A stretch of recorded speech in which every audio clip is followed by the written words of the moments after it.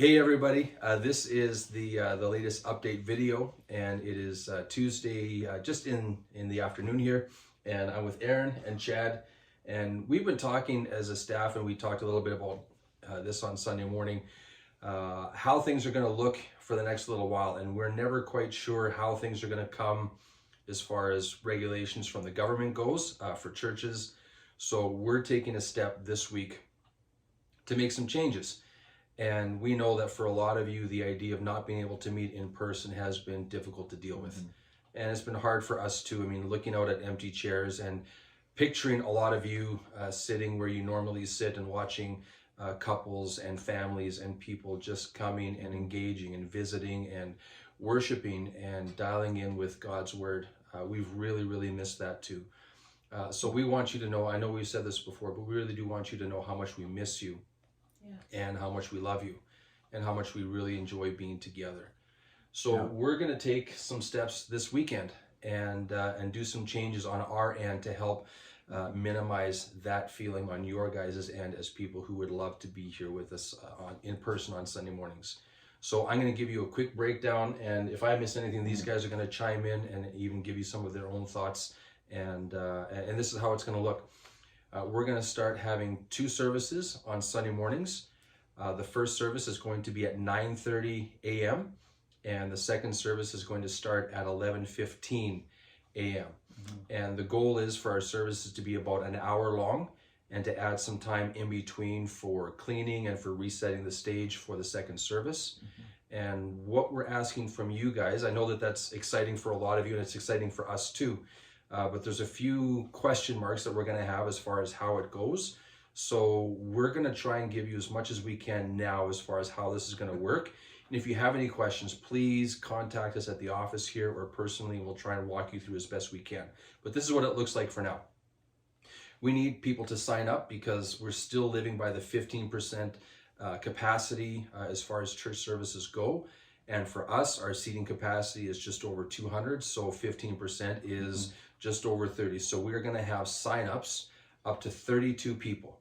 And just so that everybody knows, that 32 people does not include staff, our worship team, and our tech ministry, greeters. Anybody who's volunteering or on staff on Sunday mornings does not count in that 32. So if you're a numbers person, that's going to mean something to you. So we have 32 slots available for each service, and we're asking you to call the church office.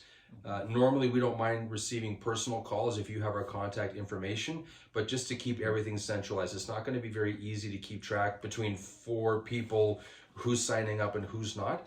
So we're asking you to call the church office to sign up, and we need to know Friday by noon which service you'd like to attend, just so that we can make sure that we're entering into Sunday morning knowing what to expect for each service and that we're not overextending our capacity, and so that we can have everything ready as best we can. So if you could sign up by calling the office, and we're going to keep a running list. Marley's is going to have that total running for each service, and Friday at noon is our cutoff. So please contact the church office to sign up for your spot. And we've always been the kind of people that just kind of roll with it and go with things as they come. Unfortunately, with the way things are, we can't do that with this. Yeah. So I need you people to make sure that you let your friends and other family know that if you don't sign up by Friday, we can't have you. Yeah. So we need you to actually engage and actually sign up, or else we just simply can't let you in. Yeah. And that would actually be an incredible thing that would actually break my heart and Aaron's heart and Scott's heart to have to look at someone like yourself that we love and we know and we've done life with and have to say, I can't let you in. So if I could ask a favor selfishly, please just sign up before Friday. Please let people know that has to happen, because I don't ever want that to be something I've ever done. Yeah. And if you'd like to, this might be a good idea. If there's people that you are close with in our church family that you consider your good friends, contact them before you sign up. Yeah. And maybe there's groups of you that could sign up for the same service. Then you can capitalize on having that time together. Yeah. And whether that means being able to visit outside afterwards, or even just being able to sit close to each other. That would be good for you guys to be able to coordinate with people you're close with and be at the same service. That brings up a couple of other things. We still have mandatory masks as per our government regulations. And pants. And yes, You have to wear pants to church. please dress how you would normally dress, plus a mask. There we go. There That's we go. yeah, that's perfect. Just in case there's no confusion. So masks and social distancing are still the same as it was when we were meeting before the most recent lockdown. And because we need time in between the services to wipe everything down and clean everything the way we're supposed to, we're going to ask everybody, if you're at the earlier service, the 9:30 service, when things are done, if you could leave quickly. If you want to visit outside, that's totally fine, but we just need to have the foyer area and the sanctuary and the bathroom areas totally free of traffic so that we can get those cleaned and ready and reset for the second service. So if you could do all of your visiting, there might be people who are wanting to come in for second service and you might want to say hello to them. If we could keep that outside or at the front doors, that would be really helpful for us. I know that that's not ideal, but again, because we're just trying this, we're going to see how this goes, and we're going to see what the government says over the next week or 2 or 3 in terms of their regulations. So we're really hoping that this is a short-term solution and that we'll be able to worship more freely in the weeks to come. But just in case it doesn't happen, we want to be prepared to walk forward in a way that is now allowing for people to worship. So it's been difficult to try and figure out how to respond every 2 weeks at a time. We may have considered this earlier, but we were kind of hoping that the January announcement would have been a little bit more favorable, but it was sort of, let's continue on the way we already have. So now we're at a place where we want to do something much more proactive instead of reactive. So that's where we're coming from in terms of this decision. So to recap, you have to sign in by phoning the office. You've got to put on pants and put on a mask once you get here. Yeah. And if you do that, we can actually be together.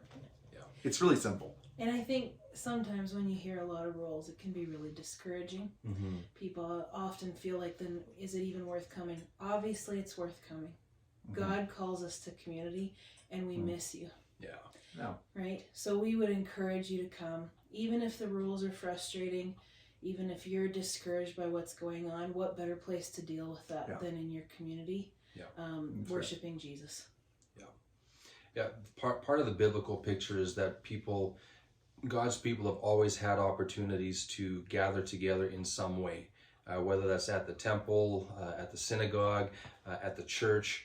And there's times where people have tried to find and needed to find creative ways to maintain community in difficult circumstances. That's right. And we're not the first generation to walk through this stuff, but the encouragement is to try and connect in any way that you can. And we're wanting to do our part to now foster more of that connection and more of that community that we feel like we've lost. And we feel like we've lost that too. So this is as encouraging for us as it is for any of you who are excited to sign up and to come and attend. Because we've all preached good messages while you've been gone. And the camera still doesn't know Jesus. Oh dear. So, I mean, we need you to come and encourage us. It's true. Our seats are saved. Yeah, they are. They're saved for you and saved for Jesus. So please sign up and if you could help us to spread the word, we're going to post this video.